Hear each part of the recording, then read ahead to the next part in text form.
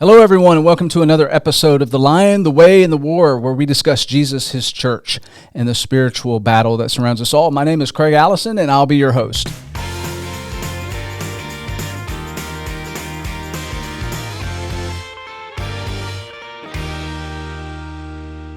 All right, joining me on today's episode is Alex Burroughs. He's been born and raised in Chattanooga, Tennessee. He met his wife, Megan, at Freed-Hardeman University, and they've been married for 13 years this January. They have one daughter, Claire, who's going to be 2 years old on the 19th of this month. Just 19th. Okay. Yeah, next Tuesday. Coming right up. Yeah. Let's see. He also says that Claire is the best thing that ever happened to you. So she's got you wrapped around her little finger already. And I'm hoping that none of the rest of my family or my wife actually hears this part of the podcast. So, but no, I think they all know that at this point. It's going to live in the internet world forever. So Claire's going to pull this up when she's a teenager and say, "Remember, Dad, you used to love me." You know, when they go through all the teenage horrible stages. Anyway, Alex went to Boyd Buchanan from kindergarten all the way through 12th grade. Boyd Buchanan, for those that are listening, is a Christian school here in Chattanooga, Tennessee. He has his undergraduate degree in business from Freed-Hardeman University and a graduate degree from Oxford in finance and strategy. That's Oxford in England. In the UK, yes, sir. Yeah. Not Mississippi. Not Mississippi. Not that one. Okay. He's a certified financial planner, and he's been practicing as an advisor for nearly 13 years. And he and his dad work together with a company that they run, and it's been a blessing for you to work with your dad, as you said. You know what? I've got a lot of thoughts on that, but we're going to keep. That's an area we can both relate, right? Keep those at bay a little bit. And hobbies are basically trying to keep up with Claire, keep up with her energy level. I used to have hobbies. Yeah. I used to have time to have hobbies, and now that's, as you know, what times 2 or 3 here.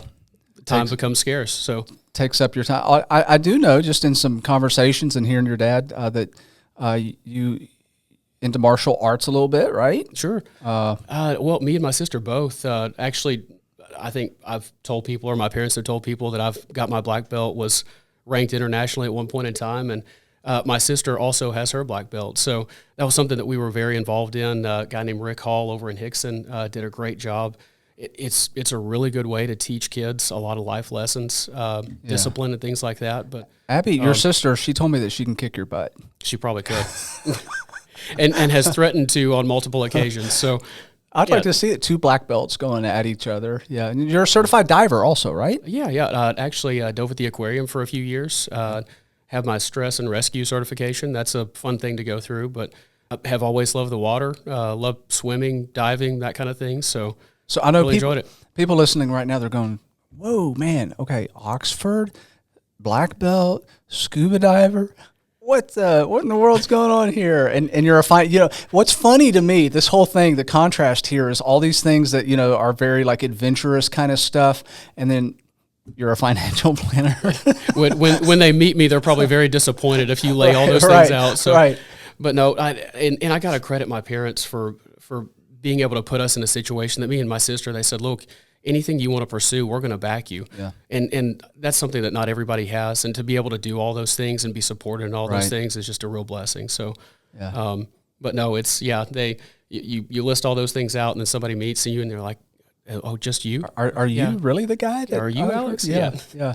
No, it's awesome. It's a robust experience that you've had. I've been excited to have you on this show because we haven't done any podcasts that focus on finances whatsoever, which is, to kind of put the onus on me here, that's kind of a oversight on my part, because as a campus minister for over a decade, I saw just how needed I'm talking basic finances are needed in that age group. These young adults that are starting out and they're looking forward to graduating, and it's amazing to me how little they actually understand about just basic finances. Sure, setting a budget. I wouldn't beat yourself up on that too. I mean, I think I read somewhere this is season 3, episode 15 or something like that. But for you to have had all of the things put on you for the last however many years, starting a new job, you still have young I don't want to say children because one's in the room with us, young men and women in your life that you're raising, to put together this podcast and all of the things that you've done, all of the time and effort and resources that takes, that's incredible. Yeah. So it's amazing that you've got this set up, that you've got an avenue now that you can have on either financial people or people from other churches. That's amazing that you've got this avenue and this way to communicate with all of them. Thank you. I appreciate that. This may be one of those not episodes, but themes that we revisit, kind of a recurring thing. And I've mentioned that to you before. Just I know the response that I've received for past episodes, especially around mental health, have been, hey, you need to talk about that more. And I'm suspecting it's going to be the same thing as we get into this stuff, because it's so relevant. I think especially for college students that listen to this podcast, they're going to be blown away by some of the stuff that we discuss. They're going to be like, wait, what? Are you kidding me?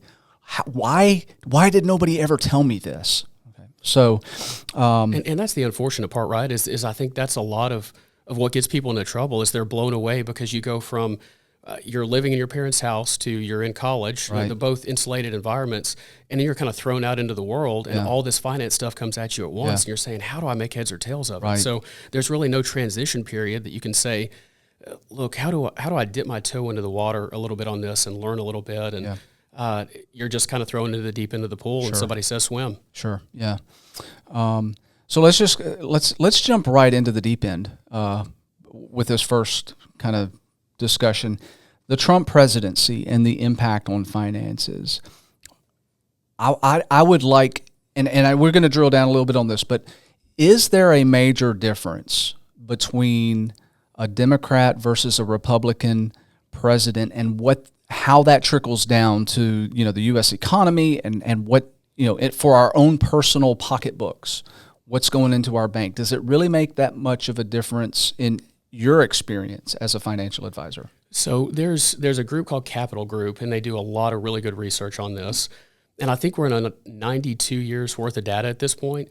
And what they've done is they've gone back and they've said, look, let's look at every combination possible. Let's look at the House of Representatives. Let's look at the Senate. Let's look at the White House, each of those being Democratic or Republican. Right. And let's see what the market does during that 4-year time period. Right. It really doesn't matter. The stock market goes up during Republican administrations. It goes up during Democratic administrations. Now, there's obviously differences of how they go about implementing in more recent years executive orders and things like that. But a phrase that we like to point out a lot is that the market works in spite of our politicians, not because of them. Okay. We've got a limited government for a reason, and markets really like gridlock. They really like Washington and politicians to stay out of it. So I would never make an investing decision based on who's in the White House or who's in the Senate or what the makeup of Congress is. Okay. And that kind of leads into my next question here. There's a lot of speculation right now on AI tech chip companies. For example, NVIDIA is one that's just exploded. I own some stock in NVIDIA, and it's done really, really well.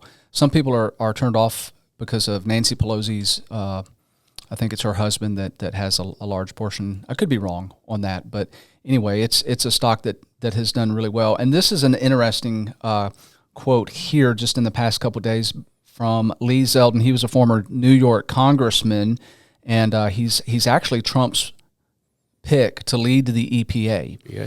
And so this is what Lee Zeldin said: "We will restore U.S. energy dominance, revitalize our auto industry to bring back American jobs, and make the U.S. the global leader of AI. We will do so while protecting access to clean air and water." And so obviously that bumped the needle there on people's interest in stocks around computer chips, AI chips, that kind of stuff. And again, from my own personal tracking of that, they've done really well for me. So is that something that we might want to just keep our eye on? Any investment theme like that comes down to what's right for you as an individual. So not to try and avoid advocating for those things, or you should talk to your advisor about which of those is right for you. But that does bring up a good point. The United States is still the best place in the world for innovation, for technology. Technology, I think, is a sector of our economy. It's like 27 or 28% of the market at this point, which is massive. But those companies, NVIDIA, Google, Alphabet, Tesla, those are really the only companies that are innovating and doing all of these things that you see in Europe and China. And China tries its best to keep up, but they're nowhere near where we are. Right. And again, some of the deregulation. So there are three themes that I think a Trump presidency brings in that we haven't had. So one of those is deregulation. And when you go in and you say, look, we're not going to put a lot of compliance burden on these companies, they're able to say, well, how can we innovate more? We're able to spend more. There's a thing called the TCJA, or what's known as the Trump tax cuts. Those are set to expire in 2025. A lot of that was bringing down the corporate tax rate, bringing down individual rates, small business, things like that. So when you have a lower corporate tax rate, these companies have more money to say, look, we can spend more on R&D, we can spend more developing these technologies that are going to really pave the way for future growth. Yeah. But the tax cuts, deregulation, energy production, I think will be really good. You mentioned Lee Zeldin leading the EPA. Yeah. Drill, baby, drill. We've heard that over and over again. So higher energy output is going to help us, as a country, just overall. That has nothing to do with the technology area, but the deregulation and the taxes will help those particular fields. Yeah. And I think another thing, not just technology-wise, but also crypto-wise, that's going to be something to keep your eyes on. Bitcoin, Dogecoin. I've been watching Bitcoin today. It's just $84,000 or something. Like that. It had broken 90 earlier today, so it's even surpassed the highest point that it's ever been. So. Okay, I wanted to frame the beginning of this discussion with what we're talking about now, which seems very high altitude stuff, because I know I've got a lot of young listeners thinking, I thought you said that this was going to be a really interesting conversation, and you're talking about stuff that I don't even know what you guys are even talking about. I'm doing that to prove a point for you young people. This is the type of stuff that you ought to be thinking about and being able to understand, because right now you're sitting there not knowing, and it's a gap in your educational process that should just some basic understanding about stocks and bonds and why that's important. Okay, because all of this is directed towards putting money back, saving for the future, creating long-term independent wealth, not just for yourself, but that you create a legacy for your kids. Because from a biblical perspective, and let's keep that in mind, because that's what this show is about. We siphon everything back down to a Christian perspective. We're really called as parents to leave a legacy for our kids, for our children. And that's a very biblical model. So how do we do that in a society where everything seems to be so expensive? How in the world am I going to be able to save any money, because I can't even afford to pay rent or buy groceries or whatever? So these are all very complex issues that we need to talk about. And really what it does is it siphons down into what you've been taught regarding a budget. So I want to have you kind of address, what exactly does that look like? Let's just assume I'm a college student about to graduate, and you have me in an elevator for 60 seconds basically. And what advice are you going to give me? Dad and I were talking about this because we're talking about different generations and what different people have had to deal with as they graduate college. Mm-hmm. I really do feel sorry for today's Gen Z. It's a very difficult economic time to leave college or leave your house from high school and to go out and to try and buy a house and things like that. Mm-hmm. In terms of just a budget, what are your needs and what are your wants? Yeah. And we have trouble today really differentiating what those are. Yeah.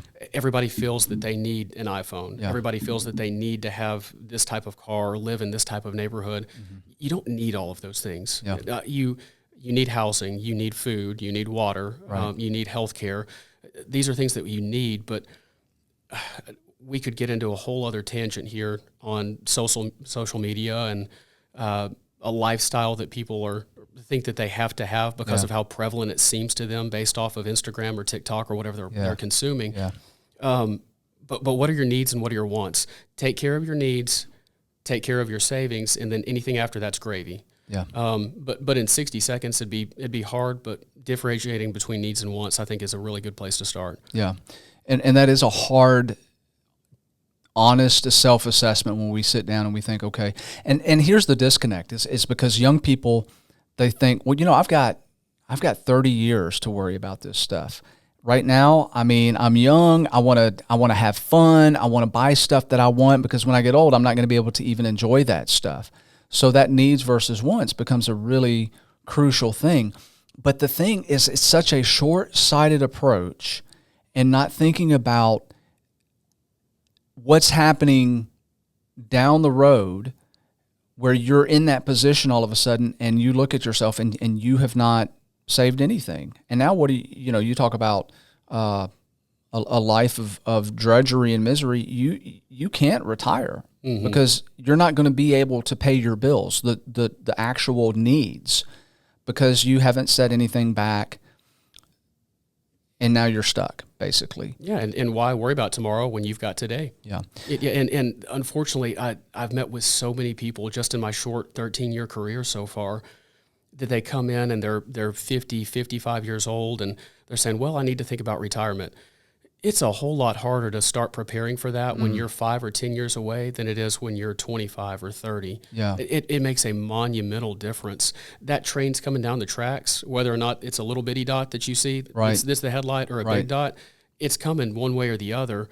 And it's a whole lot easier if you start now and start digging a little bit at a time, as opposed to saying, look, I'm 5 to 10 years away and I need to make huge swings in how I live my life. Yeah. And that's a very difficult thing to do. When somebody starts out, and I think my dad has said that my grandfather had told him this, Ted Truitt, had at one point told my dad, it's really easy to take a step up in your lifestyle.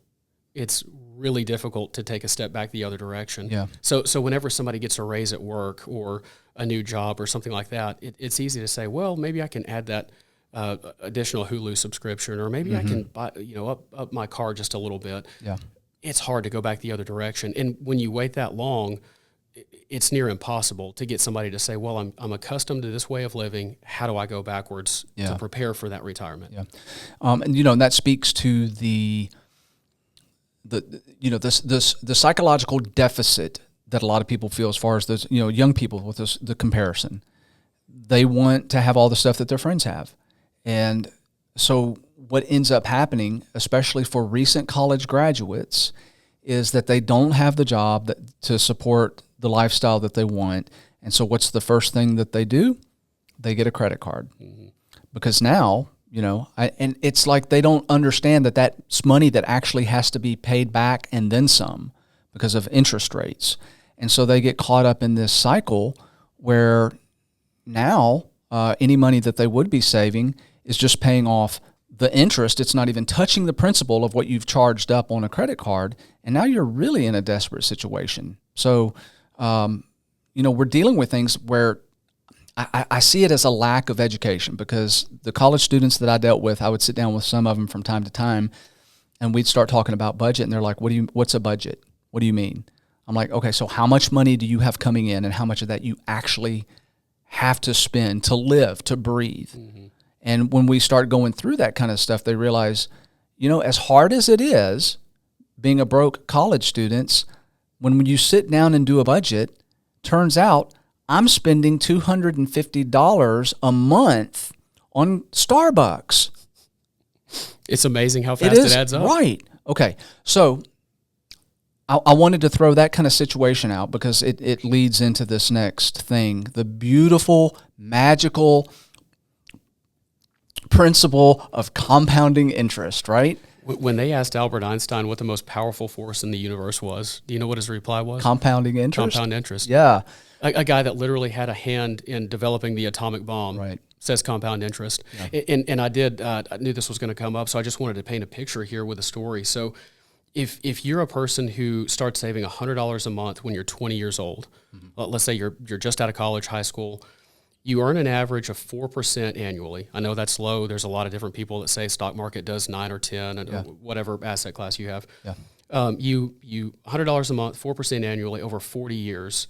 You would have over $150,000, just $100 a month. That's what kind of subscription would that be? It's less than a cell phone, a couple of cell phones. Yeah. But over 40 years, $150,000, your principal investment was $54,000. So you've tripled your money in that amount of time. If your twin doesn't start investing until they're 50, like situations I told you about earlier, those people that wait a little bit and they say, now I'm ready to start planning on retiring. Yeah. If they invest $5,000 up front, they've saved a chunk of change, they want to throw it in, they earn that same 4%, then they invest $500 a month. That's a car payment to a lot of people. Yeah. $500 a month for 15 years. They earn that same 4%. By 65, they have $132,000, not quite as much money as you have, but they've also invested $95,000. Yeah. So they've invested more than two-thirds of what they have, and still don't have as much money as you. Yeah. So the difference of just a few years, and that person's trying to play catch up. Right. They didn't just do the $100 or have anything initially, but I mean that's massive. Right. Yeah, it is. There's another extreme case there where you've got two 19-year-olds that start out, and the first one he gives $2,000 a year. So divide that by 12. You're coming up with. I mean, I understand it could be hard for some people to set aside, roughly $200 a month. If you did $200 a month, let's just say $200 a month. That's That's $2,400 a year. Okay, but again, going back to my point, sitting down with some of these college students, we found out that like expendable income, the stuff that the wants, the Starbucks coffee, getting the nails done, getting the special they're spending about that. Okay. Mm-hmm. So that person, let's say it's you and I, as 19-year-olds in college, and we decide we're somehow, no matter what, we're gonna try to put back $200 a month. So I start out first, okay, because I'm the smart guy in this scenario, and I give $200 a month for, I don't know how many years is that. The first guy on the left column there. Let's see, 19 to 26. Okay, so however many years that is. 7 years, yeah. 7 years. And then I stop. I completely stop investing.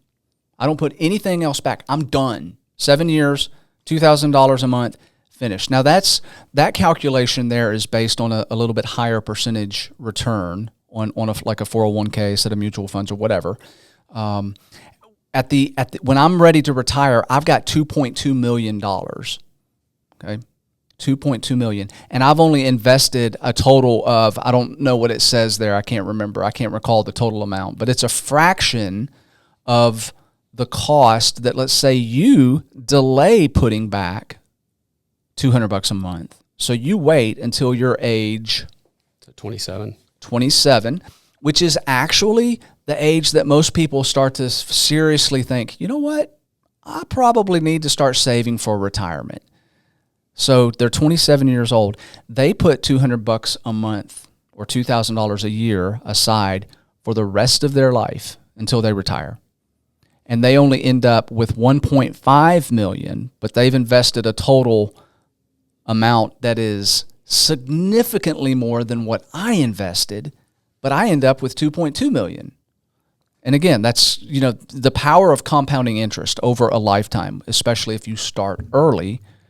Then you're in a situation that is remarkably different than the person who delays putting money back. Yeah, $16,000 initial investment for the smart guy. Yeah. And you wind up with almost $2.3 million versus $78,000 to only have $1.5 million. And again, that's part of what I've wondered in the past is, why is this not required in high schools? Why is this not required as part of college curriculum or something like that? And I always thought that, never really followed up on it. But if you do a Google search, there's one thing that I talked to Megan about last night was, I said, who's on the other side of this? Mm-hmm. Like, who's the person that says, no, that shouldn't be taught in schools? They're actually out there. There's people that say, look, for one reason or another, some of those being, look, it should be taught in the home. Mm-hmm. And I agree, a lot of principles, morality or finance-based, need to start in the home, but not everybody has that example. Yeah. Right. It's something I take for granted. It's something your kids have with you and your wife, but not everybody has that. So if it's not going to be taught at home, who's going to teach it? Who's going to be equipped to do that? The reasons they give are, well, we don't want to take away from our core curricula. We don't want to take away algebra, and we don't want to take away English and literature and all of these other things. So there's proponents for those that don't want to give up any of their time for a personal finance class. Yeah. And there's also the people that say, well, it should be taught through another avenue, but what other avenue? Well, I mean, why wouldn't it be taught as part of your math curriculum? I think it should be. I mean, basic finance is, again, it's something I've seen from the collegiate level that is completely lacking. College students, they don't know what a budget is. And I do premarital counseling, and that's one of the things that I include in the premarital counseling is we set up and I teach how to do a monthly budget and what that looks like. So here's... but before you move on, sorry to cut you off, but as a counselor, and I forgot that while we're sitting here, but as a counselor doing premarital counseling and probably marital counseling as well, what's the number one cause for divorce in the United States? Well, it's finance. Well, communication, and then the close second is finances. Finance, yes, sir. Yeah. So yeah, I see this lack of education impacting not only long-term health with your marriage, okay, but also in the short term, just being able to make ends meet and realize, what, it may take a little bit of intentional effort and sacrifice, but the earlier we start, the better it's going to be. And I would think probably the biggest falsehood out there is we have, we can wait. We've got all, and I get it. You, as soon as you graduate, you got all this stuff going on. I mean, trying to rent and, a lot of expenses that are there at the beginning. But if you don't start out in a disciplined manner and putting back money, you're going to end up in a place where you don't want to be. Sure. So, and that's where I do feel sorry for Gen Z and some of the stats that I've seen recently is that if you think about a college graduate today in 2024, the average student loan balance is $37,000 per borrower. $37,000 when you leave college. The average house payment, if you said, look, I'm getting married, want to buy a house, median home price in the U.S., $425,000 at a 7 to 8% interest rate.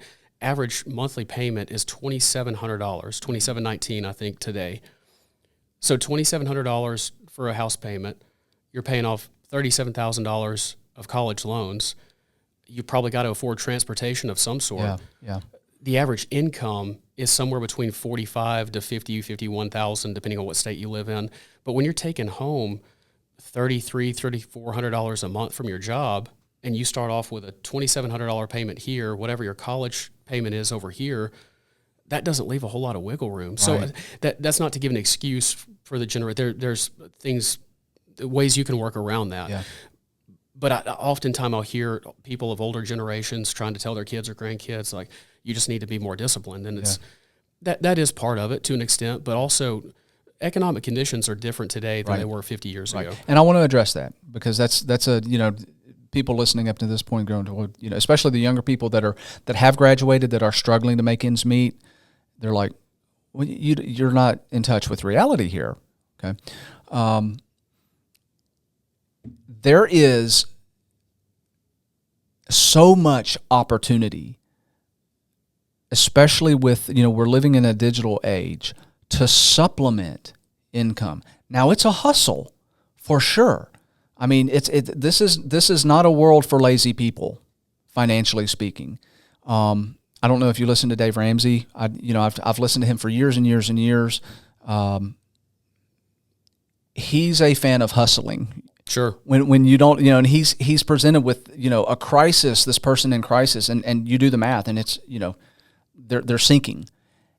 What you hear him going back to over and over and over again is, all right, man, that's fine. I get it. I see the situation you're in, but as long as you're drawing breath in your nostrils and you have access to the internet, even if you have to go down to the library, there are ways to supplement your income. Now, it takes work and effort, and it's going to be a really tough way to live for a while, but you can crawl out of this. You can get to a point where now you have income that is expendable. What do you do with it? Are you going to be taking that expendable income and going back to the same old habits that you had? Running up a credit card? Because now you don't have any credit card debt. You've paid that up and you feel free and clear. And it's like, what's the first thing you do? You run and you take that credit card and you buy something else with it. Yep. You've got to break the bad habits. Sure. So taking that expendable income and putting it towards something that's going to pay lots and lots of dividends, compounding interest down the road. Okay. You know what I've heard, Alex? This is a true story. I've heard some more than some, say that they're not going to invest in a 401k or the stock market because they say that it's the same thing as gambling, and that's a sin, that we should not gamble. We should be good stewards of our money.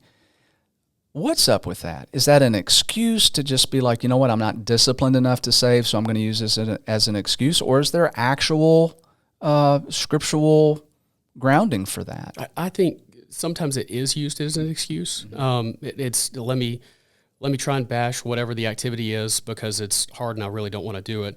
I do think that's part of it. When I was younger, I think I was a little more apt to try and defend it and say, no, it's not gambling at all. If it's done prudently, I don't believe it is gambling, and I believe it's necessary. Hence the parable of the talents. Yeah. I think that's a parable not only for the talents that God's given us, whether it's putting on podcasts or preaching or public speaking, whatever those might be, but it also could be for investing. Right.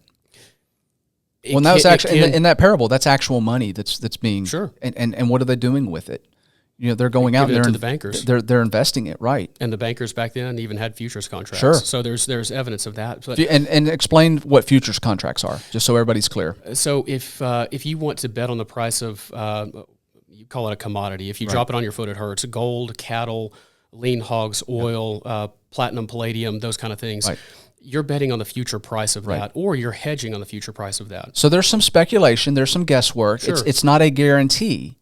Absolutely. But it's an informed-based decision based on long history of current market trending. Sure. And that's really important. And the way it used to be was you would be a farmer and you would say, look, I know that the price of grain today or cattle today is $10 per bushel or whatever it is. Mm-hmm. I can make a profit at $10 a barrel, so I'm going to sell a futures contract and lock in that $10 a barrel or bushel or whatever you've got as a farmer. Mm-hmm. That was a way that you could have a steady income. You own the commodity and you're selling the future against it. So you're locking in your price then and saying, I don't have to worry about if the price goes up or down. Yeah. There are people who speculate and they don't own it and they'll buy a contract saying, I think it's going to go higher, I think it's going to go lower. Yeah. And that's where I think the stock market or futures market or whatever market you're looking at could be used as a gambling device. Is if you're saying, look, I really want to make a quick buck. Yeah. NVIDIA's been up a lot lately. I've got clients that have made hundreds of thousands of dollars buying NVIDIA that I've honestly tried to talk them out of. Yeah. But when you see that, there's a fear of missing out. And that's one of the greatest fears that the market has. It's more powerful than the fear of losing money in a lot of people. Mm-hmm. There's a lot of good psychology around that. But the fear of missing out, people will say, well, hold on, so-and-so invested in this, and they made a lot of money. Mm-hmm. I want to do that too. That's not how every stock works. Yeah. You know, it's everything's not going to go up all the time. And when you're trying to get yourself out of a hole by saying, well, let me buy this stock and that's going to get me out of my hole. Mm-hmm. You know, when I have this much money, then I'll pay off this debt. Yeah. You haven't changed any of your habits that you really need to get out of a debt or to become wealthy or build wealth. All you've done is you've speculated a little bit of money, whether it goes up or down. But when you're doing that, when you're speculating, that is when I think markets can be used as a gambling thing. Yeah. And we are called to be good stewards of our money. Right. And I don't believe that's being a good steward of your money. Yeah. So that speaks to the importance of looking at and understanding what exactly 401k plans are. You know, we're talking about in a lot of cases very stable mutual funds that are very diversified. So you're investing your money in good reputable companies that have a long track record of being good stewards of people's financial investments, and they're putting a product out there that people need that is good for society, and you're taking part. You know, you're helping grow that company, and because of your help investing in that, you're getting a return for that. That looks a lot like what the first two guys in the parable of the talents were doing to me. Yeah, right. Absolutely. And it's just part of the economy, right? When we talk about inflation, when you look at your water bill or your gas bill, you know it goes up every month, and people will say, well, it's costing more and more to live, but I don't want to buy that company because that's the stock market and that's gambling. Well, when you buy the water company or the gas company or the oil company, you're buying the thing that you're essentially using. Yeah. That's your hedge against your cost of living. Right. So you have to use the gas and the water and that sort of thing, but you don't want to invest in that. It's part of, but as long as you view it as, I'm going to buy this today, and I know that 5 or 10 years from now, I'm going to have more money than I had today. I'm going to grow, and I'm going to keep up with inflation. Not that I'm trying to get rich quick. Not that I'm trying to buy NVIDIA at $100 a share and hopefully goes to $600 a share. Right. But that's where the speculation and stuff can get dangerous for people. Yeah. So really, I mean, this all boils down to this. This is not a short-term, quick profit, get rich quick scheme kind of thing. This is long-term. This is starting early. This is understanding some basic fundamentals about finance and looking at yourself more as, and here's how I look at it, because I buy, utilities.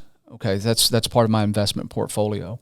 And you buy shares, you're now a partial owner, albeit a small. So when those prices go up, I'm thinking my company's doing great. I'm making more profit now. And if nothing else, it takes the bite of my own check I have to write for the increased utility costs. It's not so bitter at that point because I own part of that company. I'm like, this is a good thing. And I'm kind of writing a check to myself. Well, we're taking a trip to Disney here in a few weeks, taking Claire for the first time. And when you see the prices of tickets at Disney right now, it makes you want to buy the stock. It's like, I think I want in on this. But again, to your point, it's participating in the things that everybody uses. Everybody needs razors and toilet paper and shampoo, but why would you avoid investing in Walmart because you think it's just a sheet of paper? But it's not, and that it all comes back to education, right? That people will view the stock market as, well, that's pieces of paper and speculation. They don't understand that piece of paper actually relates to a company where you buy your toilet paper and your shampoo from. Right.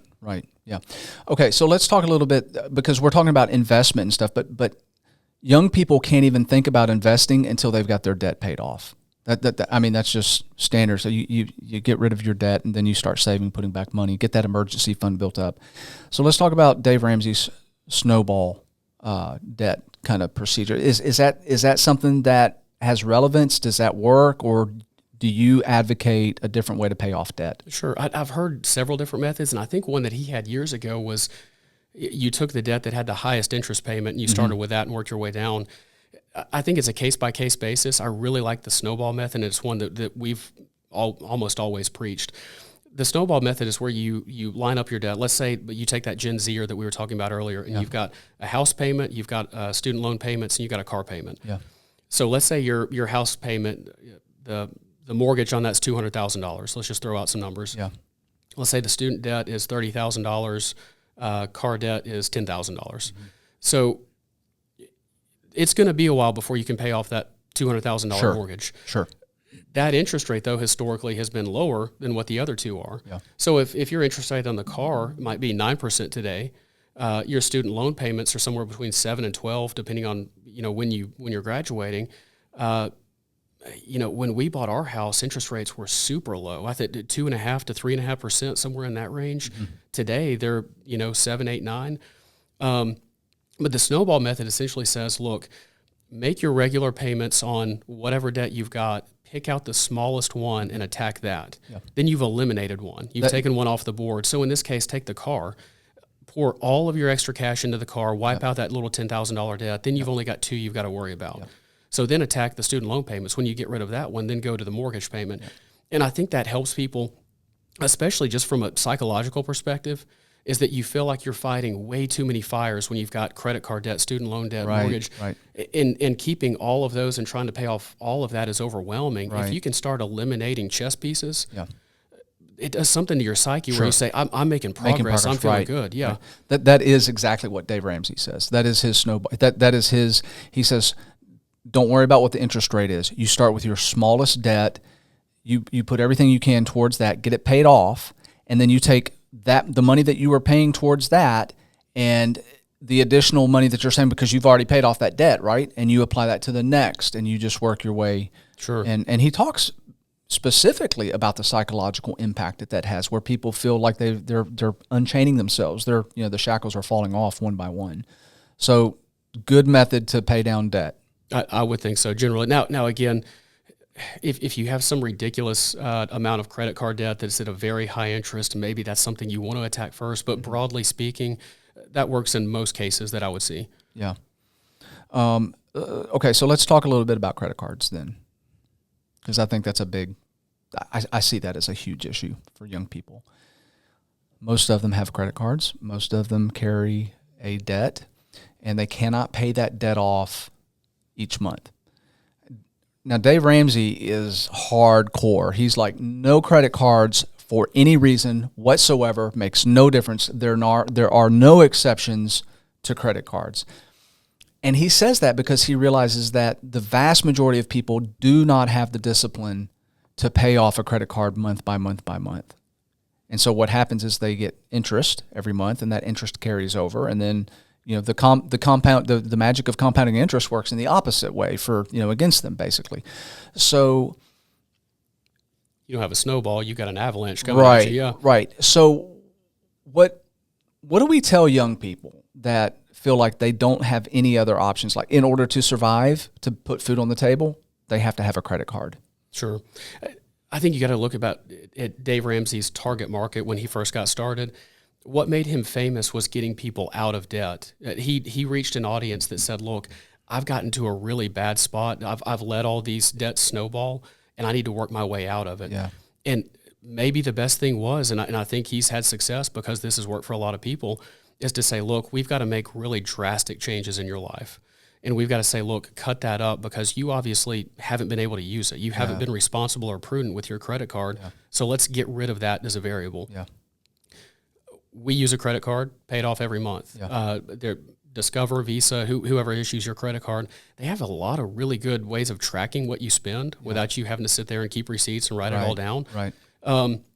But I think you have to say, can I be responsible with this or not? And in today's economy, who carries cash? Yeah. It's your credit card or it's Venmo or Apple Pay or something like that. So it is a really useful tool. But if you have gotten in a situation like that you're overwhelmed with the amount of debt you have, some of the callers that he has comes in, I'm $1 million in debt, and here's how it's broken down. Yeah. I think you've proven that maybe you can't be trusted with a credit card, at least for a short amount of time until you claw your way back out of this. Yeah. And again, that maybe forces somebody to say, if I have to go to an ATM and get cash before I walk into the mall or before I walk into the grocery store or something like that, never go to a grocery store when you're hungry because you buy a lot of junk food that's bad for you. That's my problem lately. But yeah, it forces you to say, look, this has to leave my hand and go to theirs. Right. With a credit card, when you tap it, there's nothing that tells your mind, money left my bank account. Yeah, exactly. So when you see that go out, so I think the audience that made Dave Ramsey famous, that was probably the right thing for. Right. But for people who are generally able to live, in a normal way that they can pay it off at the end of each month, I think there's a lot of benefits. There's a lot of ease in not having to carry around cash. Well, there's points too. You can earn extra stuff. Sure. I'm not trying to advocate going and getting a credit card by any means, so you can build points and then fly somewhere for free. But to the psychology of spending money, credit card companies are brilliant because they entice young people who don't have that discipline yet, and they're like, cash back.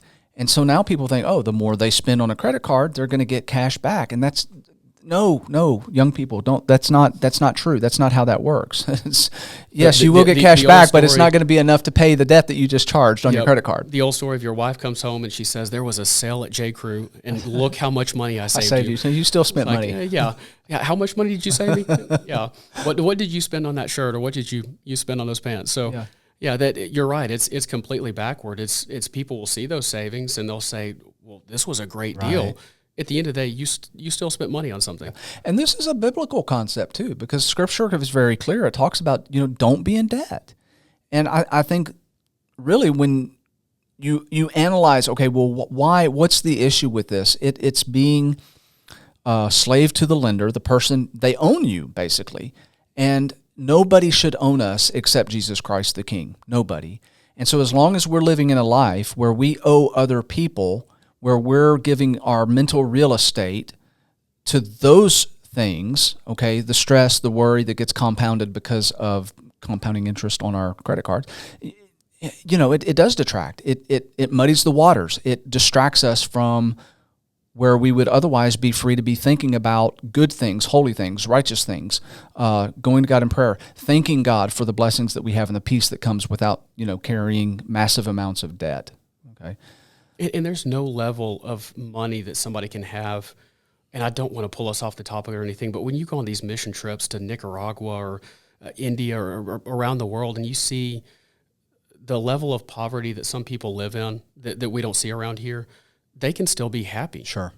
They can still have meaning and purpose in their life. And there's people, clients of ours, people that you know that have extreme amounts of money and they're not happy. Yeah. And there's people that have far less that are happy. Yeah. So money does not equal happiness. And I don't let me pull us too far off the topic here, but that's not the secret to making yourself happy. Or again, and I think that's why it's talked about so much in the Bible is there is an aspect of maybe the less you have, the more spiritual you are because you're more focused on the important things and less focused on cars and purses and sunglasses or whatever you want to buy. Yeah, that's absolutely, being raised in a third world country, growing up in Africa, being on mission trips and seeing just the overall joy of people that literally have nothing, and they are completely and totally dependent on God. They see that on a daily basis, and they're not self-reliant at all.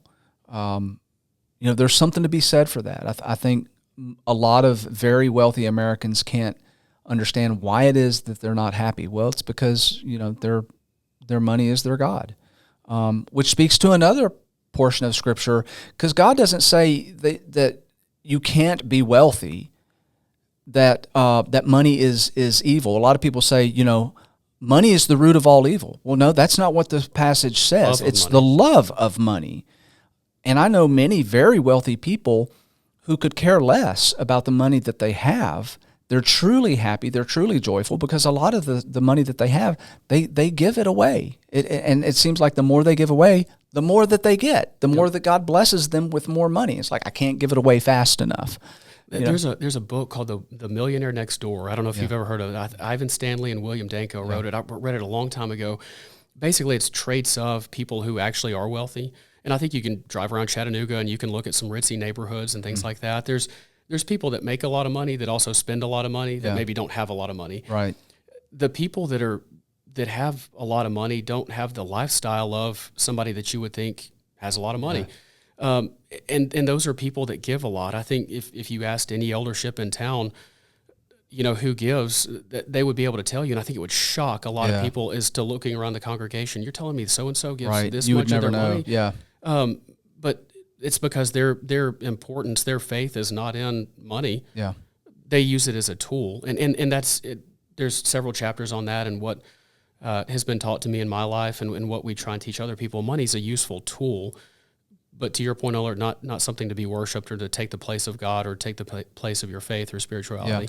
Yeah. Years ago, I was in a Walmart shopping for a watch, and this old fella walked up to me, and he's kind of looking over my shoulders like, "What are you shopping there for, fella?"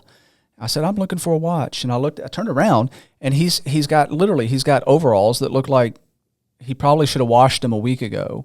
And like a button-down shirt underneath his overall, just like a country, you would think of a farmer. And I look around, and he's got like 12 or 15 people in suits, around him. Looks like a security detail. And then he's like, "Well, I hope you find everything you need." And he walks off, and I'm watching, all these men and in suits are kind of following. It looks like he's got security guards around him and stuff. And then I hear this same voice over the intercom about 10 minutes later. He said, "Folks, this is Sam Walton, and I'm here today in the store just wishing you a good day, and God bless each and every one." You would never have guessed that this was one of the richest men in the world. And there he was in overalls. I mean, he could have afforded to buy any kind of... So it kind of speaks to your point. The people that are, have the wealth typically are living way below their means. Warren Buffett, I think, is still in the same house that he bought 55 years ago. Something like that. Yeah, small, very modest house. So it's interesting. The security on his house is more expensive than the home. The home, yeah, I can imagine. All right, so kind of wrapping things up here. Realistically, how much money should a 25-year-old today need to be thinking about? This is what I need to have when I retire.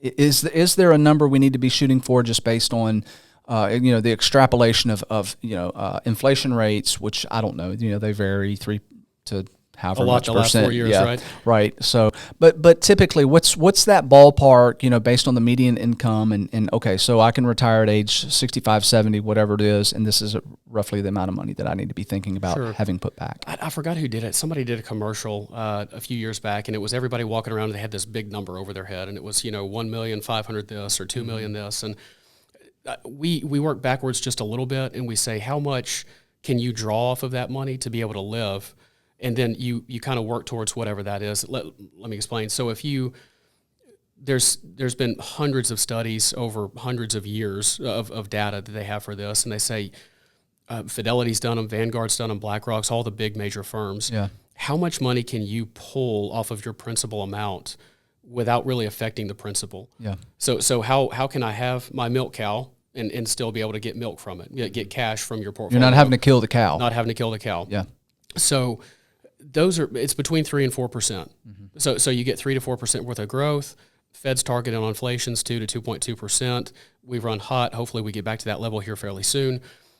Looking at about somewhere between a 6-7% return, and as you were talking about earlier, being diversified, that's about what a mixed asset class portfolio should achieve over a long period of time. And historically has done that. Historically has done that. Yeah, we look. This is many years, so people can be like, I mean, this is what it's going to be. Sure. Yeah. Sure. Yeah, and this is, I mean, we have returns before the Great Depression, so 1918 all the way to 2024. Yeah. So over 100 years worth of data. That's generally true, 3 to 4%. So if you had $1 million, think I get $30,000 to $40,000 a year off of that. Supplement that with your Social Security income. That should be another $30,000 to $40,000 if Social Security is around by then. I'm glad we didn't talk about that in the political. That's the next episode. That's Social Security. That's gotcha. The next episode. I can lose a lot of friends that way, both Democrat and Republican, but because both sides have been very fiscally irresponsible. But if the way things stand today, say you've got $30,000 to $40,000 of Social Security, $30,000 off a $1 million portfolio, that should give you about $60,000, $70,000 a year of income. Could you live off that? And if you say no, I need closer to 100, maybe you need $2 million. Yeah. If your standard of living is even higher than that, maybe you need 3. But for every $1 million you have, that generates $30,000 to $40,000 of cash each year. Yeah, and a lot of this too, because people are, they're trying to wrap their heads around how in the world would I save up $1 million? Okay, well that gets back again. Remember, young folks, compounding interest. It's easier than what you might think if you're disciplined. The second thing on that is the assumption that we need to make is that by the time you are retired, the amount of money going out should be less because you shouldn't, by that point, have a mortgage payment if you've been responsible for your money. Okay, so you're getting all that debt paid off. Whereas, the middle age, 30, 40 group, you're going to have a whole lot of money going out. Kids may be in college, which is another thing we didn't talk about, how to, get a Roth IRA or an educational. You would be well-versed in sending a lot of kids to college at this point. Yeah. Right. So that's part of it. But realistically speaking, by the time, because people are thinking, well, that just doesn't seem like a lot of money to try to live off of. Well, you shouldn't by that point have all the money going out. So you should be able to maybe, perhaps live off a little bit less money. And there's cycles that people go through in how much money you spend. When you're young and married and no kids, you want to spend money on fun things. Maybe you're traveling more, or maybe you're buying more stuff. When you have kids are very expensive. Yep. For a lot of reasons. Yep. Educating them's expensive, feeding them's expensive. When you're sending them to college, it's incredibly expensive. Mm-hmm. We used to think that, look, you didn't spend as much when you retired. And that's true to a certain extent, especially in early retirement years. Yeah. But as things get as you get older, those costs start changing. You start having more medical events and maybe assisted living and planning for that. And that's why we like to use how do you milk the cow without killing the cow. Right. Is because that gets really expensive in a hurry. Long-term care insurance is incredibly expensive to price to somebody. So how can you have some money at the end to take care of you during your last few years? It's kind of morbid to talk about, but it happens to everybody. Right. And you need to be ready for that. But costs, they tend to change and shift more than they do ebb and flow, if you will. It's just what are you spending money on? Is it healthcare? Is it a lot of clients we have maybe helping kids and grandkids because of how expensive things are? Yeah. If you went to Harvard in, I think, 1972, tuition was something like $800 a semester. Yeah. Today it's $80,000 a year. But a lot of that's trying to help kids or take care of medical expenses and that sort of thing. So it does decrease a little bit in some years, but not all the time. So that's interesting to say that. As now we'll wrap things up, but here, listening to you talk and say that, it goes back to the point of just how important it is to be going full steam at it when you're young, when you have energy, when you have resources, to really be hustling and thinking about, I can't wait until I'm 27 to start thinking about this, because to your point, you want to retire, you want to be able to travel a little bit, you want to be able to have some fun, and you want to be able to not have to worry about all the medical expenses that might be there when you're older. So have that covered as well. And also on top of all of that, having some generational wealth that you can pass on to your kids is that's a lot, man. That's a tall order.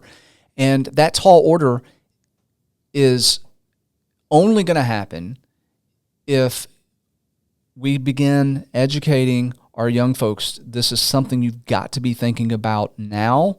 You're never too young to start thinking about, what it's going to take for you to get to that end goal. And sadly, parents, churches, educational school, we're not teaching that like we used to. Sure. And when we do planning for people, excuse me, the snake that bites you is not the one you're looking at. So when we lay out a plan, people plan for sending kids to college. People plan for when they have children or plan for vacations and things like that. There's always surprises that come up. You don't know what it is. Is it you losing your job? Mm-hmm. Is it a health crisis that you go through? Is it a family member that you have to help?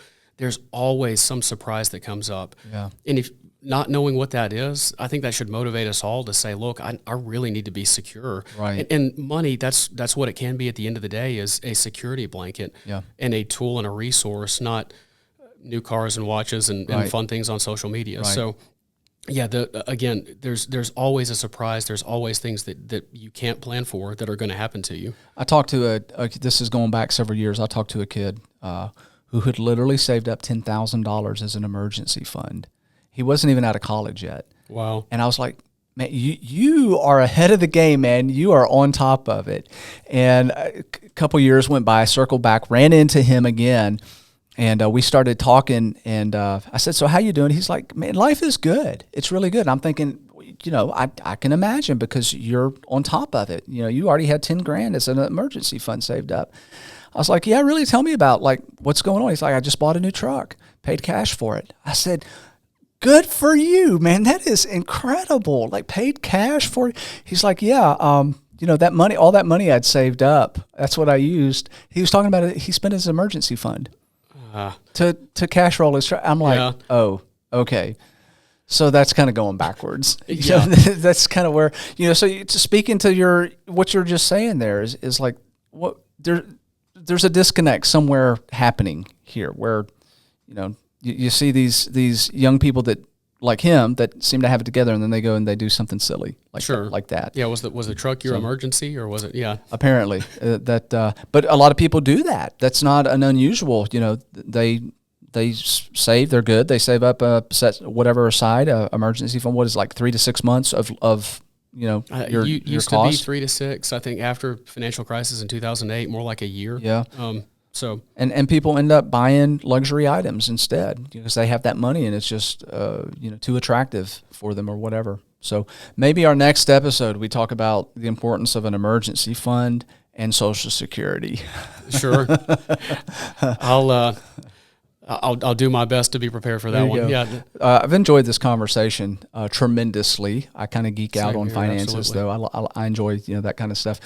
We always have our guest read a passage of scripture that they like or is meaningful. So I don't know what you've exactly got picked out, but go ahead and sure. Well, my scatterbrained always wants a couple in here, but my favorite during normal times, there's one in Judges 6:12, and it's the Lord is with you, you mighty man of valor. It's talking to Gideon before his 300, the original 300. Yeah. And that's always one it's a level of comfort that the Lord is with you, and also if you say that in the mirror, you mighty man of valor, doesn't that just get you ready to start your day? But I did want one that was financially relevant for today, and I think I said it on Ecclesiastes 5:10. Whoever loves money never has enough. Whoever loves wealth is never satisfied with their income. This too is meaningless. like we were saying earlier, there is no amount of money in the world that can buy happiness. Yeah. There's no amount of money in the world that can buy meaning or purpose that you have in your life. Those things come from your faith and they come from your family. Yeah. And when you take care of those things, money it can be viewed as just a tool and a resource. Sure. You can be happy wearing your overalls, helping a guy shop for watches in Walmart, and focus on what's really important. Yeah. Great thoughts. All right, folks, give us feedback, share, subscribe to our channels. We're broadcasting on all of the platforms out there. Consider becoming a sponsor of the show if you'd like to. Ministry League, you can see there on your screen if you're watching on YouTube. There's a QR code there that you can scan, download their app. They are a great resource for, like I say, every week for a lot of different stuff, especially spiritual matters. So Ministry League, download their app. And until our next episode of The Lion, the Way, and the War, be kind to one another, love one another. Remember, the creator of the universe loves you so much that he gave up his only son for you. Everybody have a blessed day.